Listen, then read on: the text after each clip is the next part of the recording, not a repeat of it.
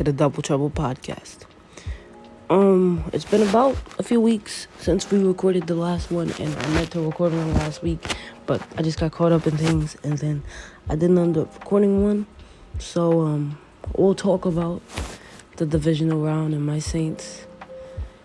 My Saints disappointing me one more time. But, first of all, we're going to get into the NBA portion and the Harden trade. The Harden trade happened last week, and that probably would have been the entire NBA portion if I had recorded last week. And it's still going to be main of this NBA portion. But I'm happy I recorded it after we actually get to see him play, rather than recording it and just giving my initial thoughts on the trade. So the Nets have played 2 games since the Harden trade, 0 without Kyrie Irving. And they're going to play their first with Kyrie Irving tonight against my Cavs. But that's going to be an interesting game. How does Kyrie Irving integrate to this team? Because they've been looking great without Kyrie, if you look at the past games. But I've heard people using that to say the Nets don't need Kyrie, and that's not true. Kyrie is a big part of the Nets' success. If they want to go anywhere, they need him. They need him to go to the finals. They need him to go to the conference. Even the conference finals, they might need. This is a big 3. It's not a big 2.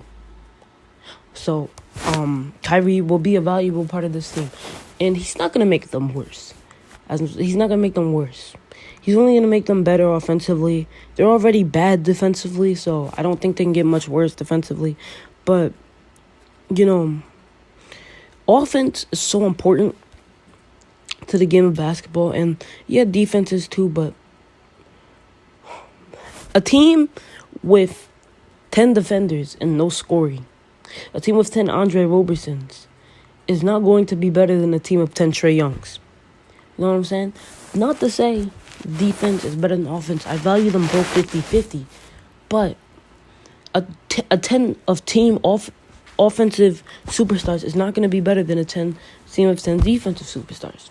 Now, if you're talking about two-way superstars, players that are great on offense and defense, then we can have another conversation. But if you're talking about great lockdown defenders and nothing else, which is what we were talking about, then I would say that. But nevertheless, I think the Nets, they're going to have some problems. They're not going to be great every game, though the first 2 games, they've been awesome.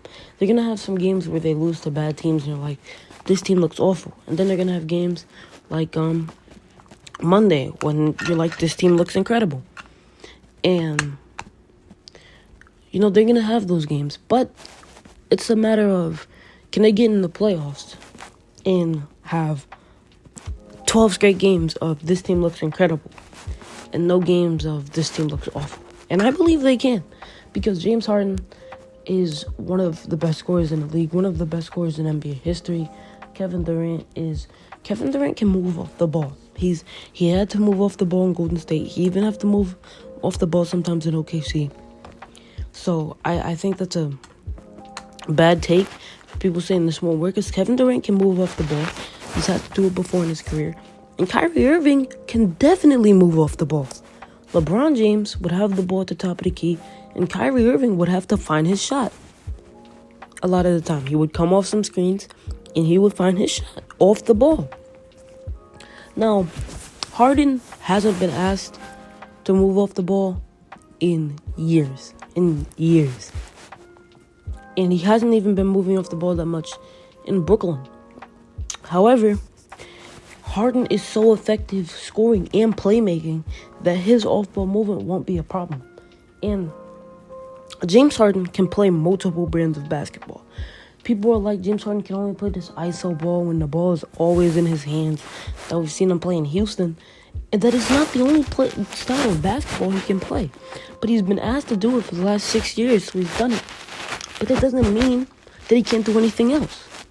It doesn't mean that he can't move off the ball. He's never been asked to. We've never seen him. So I think he can play other styles of basketball, and he can be effective in other things than just straight up scoring. Offensively, So I think that's what some people have to consider about James Harden. But I watched the whole Nets-Bucks game yesterday, and the Bucks looked alright. They looked good. Giannis was playing well. He had that one play where he airballs a three, and you're gonna see that all over social media. But that doesn't like the Bucks. They play great. Drew Holiday was playing some very good defense on James Harden, but the Nets just were better. And I thought even before the Nets traded for James Harden, they are the best team in the East, and I thought they would get past the East because there is games where the Nets are just better than everyone. There are games when KD and Kyrie, there are games when Kyrie will be the best player on the floor. And there are also games where KD will be the best player on the floor. And now there's going to be games where James Harden is going to be the best player on the floor. You know, and how are the Bucks going to contain that? Drew Holiday may be able to guard Kyrie or guard Harden, but then who's guarding KD? You know, when you have three of the best scorers on a team, no team has three of the best defenders. The Clippers have two. The Lakers have two. But no team has three. So that's going to be a big part of the Nets' success. What other teams can do and how other teams choose to guard them.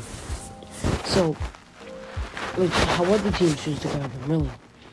And also, you know, I don't know if person can be about the Nets, but I was also watching Suns and Grizzlies.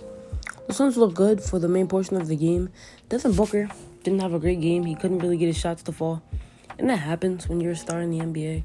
You just have games where you can't get your shot to fall. But I don't think anyone should take it too seriously. Just a bad game for Devin Booker. But it says a lot about the Suns. Before last season, if Devin Booker was having a bad game, the Suns would lose by 20. Now, Devin Booker is having a bad game. They lost by 2. Or 3.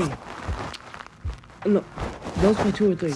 So, it shows progress, and it shows progress in their depth for the Suns team. That if they can be competitive when Devin Booker is off the floor, and isn't playing well, then they're going to be a playoff team, and we're going to see what they can do past that. But Devin Booker hasn't been great this season. He hasn't had those 40-point games. He hasn't had those games where he's virtually unstoppable so far this season. And I don't think it's anything to look into. I think it's the Suns having to change up their offense with Chris Paul. And, you know, Chris Paul is they're older. The pace is going to be slower. And not that they've had to worry about the season. Just integrating a new piece like Chris Paul into that offense. And, you know, they're going to have some problems doing it. They're going to have some struggles. But I don't think it's anything to look that much into. I think they'll be fine. I think they'll figure things out. But, I mean, even they're playing good so far this season. They're playing good. CJ McCollum is out about a month with a fractured hand. We've seen a lot of fractures earlier this season. I think Cody Zeller had a hand injury that was similar to that. And now CJ McCollum, and then Miles Turner, which is a big loss for the Pacers. And also Karis LeVert, another big loss for the Pacers with a small mass in his kidney. And getting traded sucks, but it saved his life. And he's probably happy he got traded in the long run, because if he doesn't have a physical, and it's not something that can be treated in a regular testing, it only gets treated in your physical after you get traded, or maybe some work he's doing in the off season. But he wouldn't have known for a long time if he never got traded, and so it ended up helping him. And I hope he gets back on the court. We don't know if the mass is cancerous or not. If the mass is cancerous, he's probably not going to come back this season. But if it isn't, there's a chance he can come back this season, but still probably not. It's a big loss for the Pacers. So, because at this point, they traded Victor Oladipo for virtually nothing. So, that hurts the Pacers. But I think they're still a good team, and they need to get Miles Turner back on the floor. Jeremy Lamb is still injured, so their shooting guard depth is inexistent now. And they were playing good, so I hope the Pacers get better, and I hope their guys heal up. Back to CJ McCollum. The Blazers have had a pretty weird season so far. They've had some games where they look incredible, where they beat a team like the Lakers. And then they had some games where they look awful and lose to a team like the Grizzlies. So, they've had those games. And now with CJ McCollum gone, And Yusuf Nurkic also got injured. Let me look that up to see what type of injury he got, because I'm not sure. 6 weeks, he's going to have wrist surgery. Yusuf Nurkic hasn't been on the floor a lot since coming back, and now he's out again. So he's Enes Kanter as their starting center, and I hope they can stay up. But Damian Lillard, and this happened last season as well, when a lot of his help was out, and Damian Lillard had to do it all himself. So I don't know how they'll hold up. I hope they can stay in that top 10. But, they're already 8-6. And now they're going to have 1 or 2 months without their top guys and Damian Lillard's top help. That's going to hurt them. You're going to need guys like Rodney Hood to step up. Gary Trent Jr. to step up. Melo to step up. Robert Covington. Robert Covington hasn't been great this season. They're going to need him to step up. And if those things can happen, then I think they'll be fine. The Utah Jazz at 10-4. I'm looking at the standings now, and it doesn't feel like they're 10-4 really, but they've been quietly winning games. I didn't watch the game against the Pelicans last night, but they beat the Clippers, and they've been quietly playing good basketball. It's been going a bit under the radar. I think they haven't lost since January 6th. So they're on a pretty significant winning streak. They beat Denver. They beat Atlanta. They beat the Pelicans. They beat the Bucks. They've been playing very good. And, there's not much to say about it. But there's a team that everyone looked at. Everyone thought they were stupid for paying Rudy Gobert all that money. Rudy Gobert hasn't been perfect this season. Zion put up 33 on him. And he hasn't been great defensively this year. But the team is doing good, and you can't underestimate that. But again, early season records, we're like 12 games in. You got to take them with a grain of salt. We still got about 60 to go. But, some of these teams are playing very well, playing better than expected. And, yeah, that's all I have to say, really, for the NBA portion. We talked about the Harden trade. Talked about what's going on in the league right now. Talked about some of the games on Monday. But I don't have much to say past that. And we're going to move on to the NFL portion of the show, talking about the divisional round. Well, I'll start off with the first game of Saturday, which was the Rams and the Packers. And, the Packers are just a better team. The Rams are missing Cooper Kupp, and that's their number one receiver. So, a big loss for them. And, it wasn't really a surprise that the Packers won that game. I think most people expected the Packers to win that game. And Aaron Rodgers played great. The Packers just went in there and they did their job at home. And they're going to host a playoff game, which it may snow. That's going to be tough for the Buccaneers to go into Green Bay with it snowing. Possibly snowing. That's going to be difficult.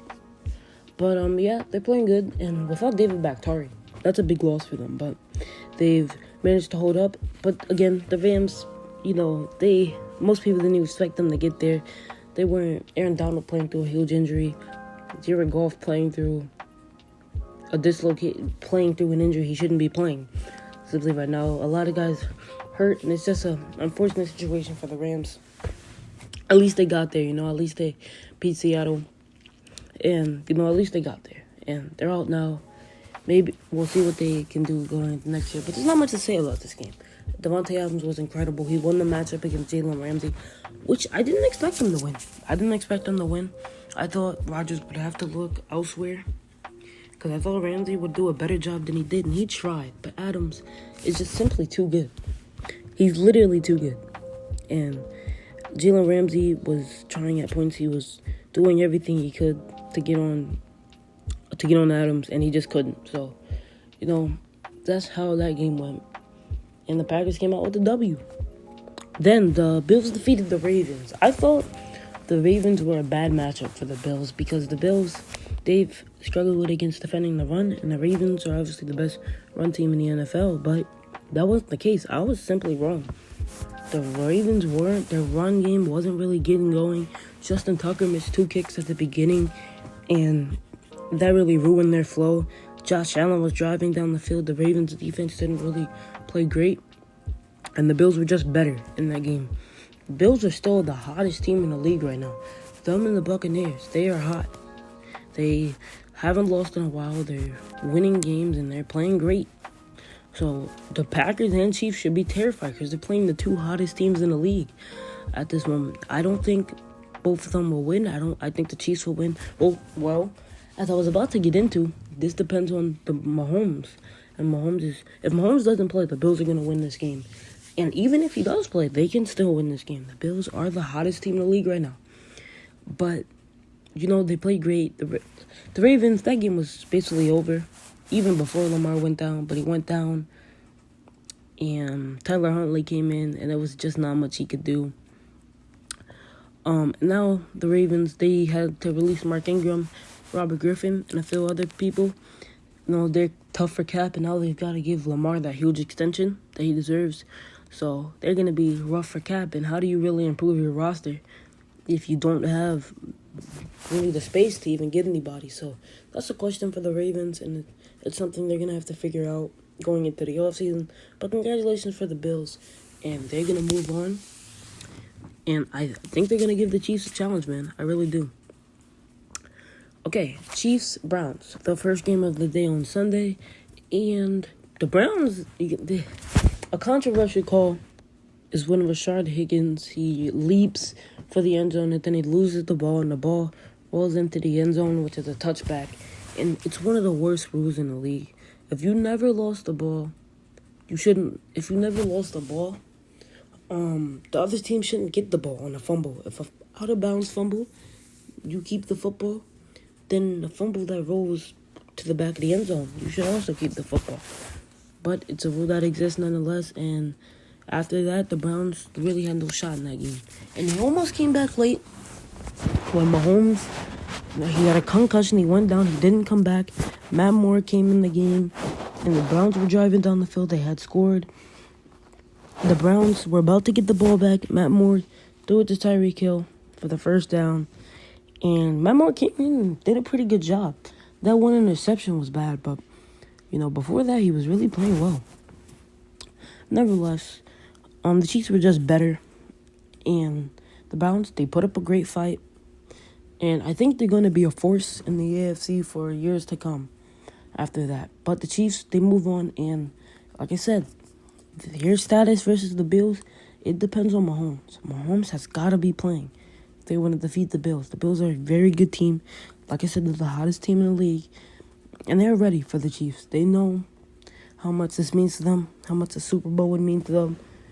And I don't think the Chiefs just ran the ball against the Bills last time they played. And Clyde Edwards-Helaire, I don't know the status on him, but I'm guessing he'll be back for the Bills game. I don't think the Chiefs are going to be able to run through the Bills again. Because the Bills just played the greatest run team in the league. And they shut down the run. Lamar wasn't able to do much. J.K. Dobbins wasn't able to do much. Mark Ingram wasn't playing. They shut down the run.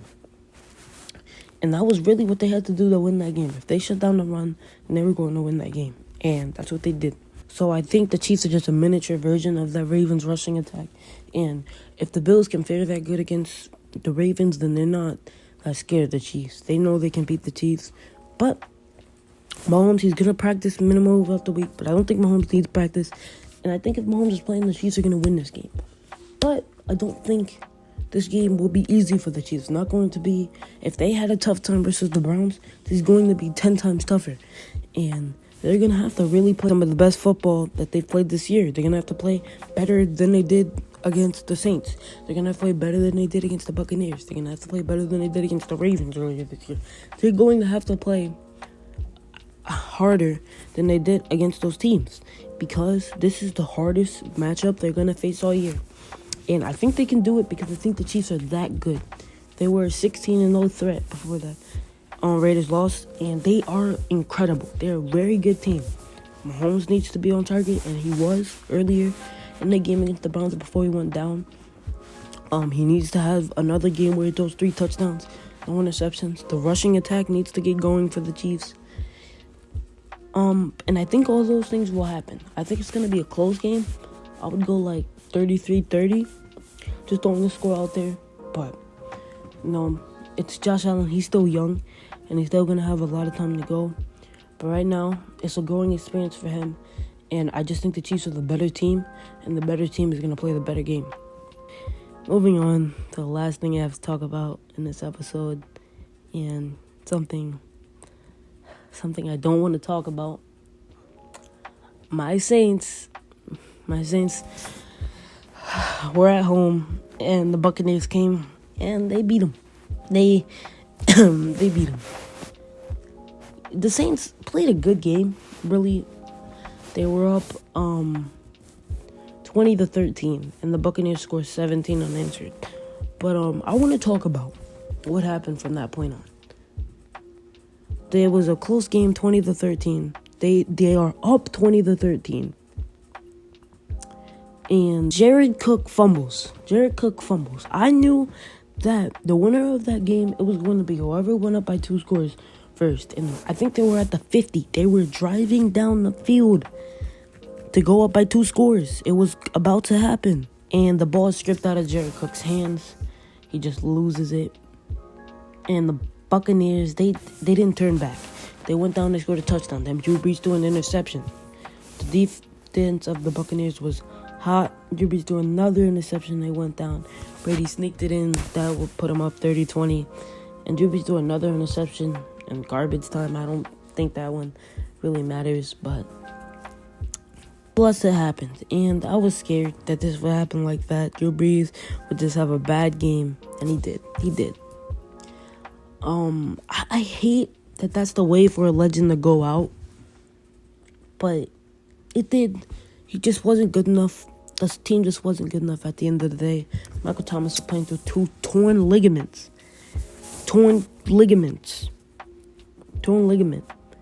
Multiple bone injuries in his ankles. His ankle. And he was never 100%. He just wanted to come back because he knew it was Brees last year. He wanted to make a Super Bowl run. And they couldn't.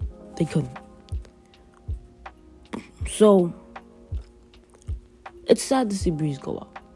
It is. You can't undercut that.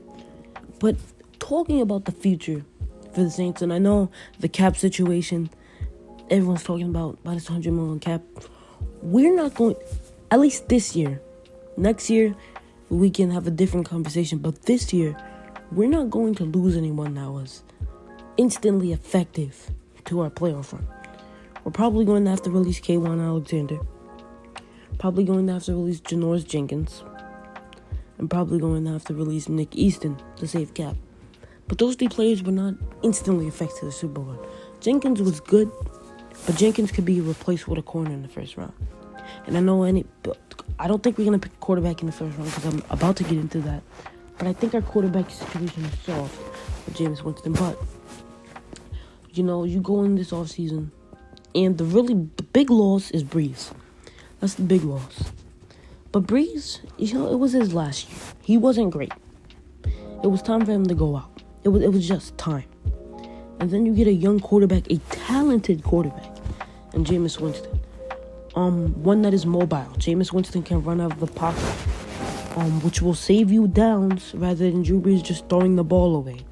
That's going to result in more first downs, more touchdowns. And the problem with Jameis Winston is his interceptions. That is the problem.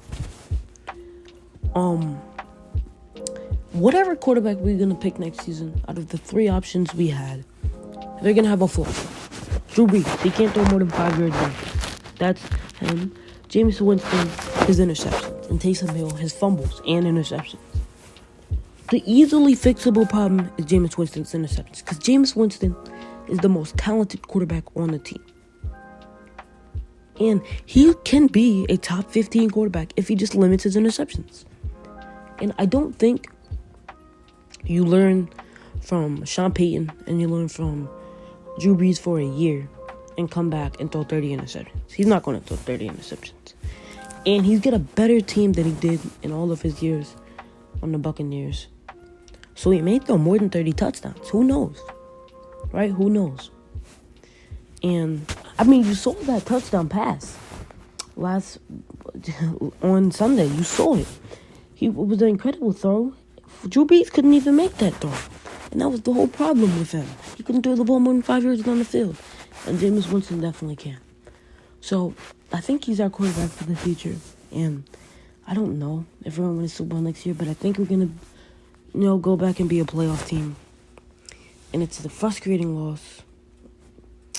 But, yeah, I think we'll be okay. As much as it hurts right now. Moving on to the Buccaneers, I'm going to keep this short and simple. Thomas Edward Brady is